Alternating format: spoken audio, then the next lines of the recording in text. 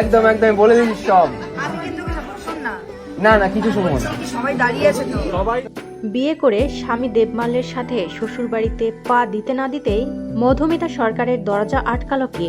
বন্ধুরা, বিস্তারিত জানতে ভিডিওটি না টেনে শেষ পর্যন্ত দেখতে থাকুন। আর একটি বিশেষ অনুরোধ, দয়া করে আমাদের চ্যানেলটিকে সাবস্ক্রাইব করে পাশের বেল আইকনটিতে ক্লিক দিয়ে রাখুন, যাতে সব ধরনের আপডেট খবর সবার আগে আপনি পেয়ে যান। সম্প্রতি মধুমিতা সরকার এবং দেবমাল্য চক্রবর্তীর আরও একটি ভিডিও সোশ্যাল মিডিয়ায় তুমুল ভাইরাল। ভিডিওটিতে দেখা যাচ্ছে বিয়ের পর স্বামী দেবমাল্যের হাত ধরে শ্বশুর বাড়িতে পা রাখতে না রাখতেই মধুমিতার দরজা আটকিয়ে বসে আছে সব, যেন রুমের ভেতরে প্রবেশ করতেই দিচ্ছে না নতুন বউকে। ভিডিওটিতে দেখা যায় মধুমিতা সরকার তাদের বলছেন, শোনো না, সবাই দাঁড়িয়ে আছে তো। অর্থাৎ বোঝাই যাচ্ছে নতুন বউয়ের দরজা আটকিয়ে বসে আছে সব, টাকা না দিলে হয়তো এই দরজা খোলা হবে না।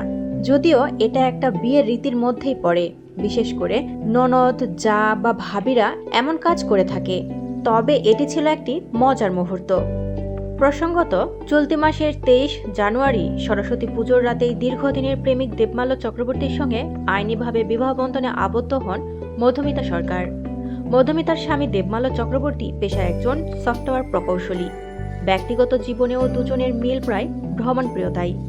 বিয়ের অনুষ্ঠানে ঐতিহ্যবাহী বাঙালি সাজাই ধরা দিয়েছিলেন মধুমিতা সরকার। লাল বেনারসি শাড়ি, স্বর্ণের গহনা ও কপালে চন্দনের নকশা ছিল কনের সাজে। বিয়ের দিনে অনুভূতি জানিয়ে অভিনেত্রী বলেছিলেন, পর্দার বিয়ের সঙ্গে বাস্তবের বিয়ের কোনো তুলনাই হয় না, নিজের বিয়েটা সবচেয়ে বিশেষ।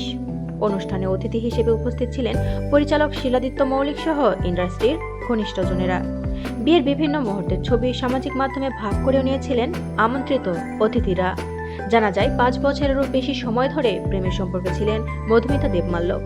গত 18 জানুয়ারি তাদের বাগদান সম্পন্ন হয়।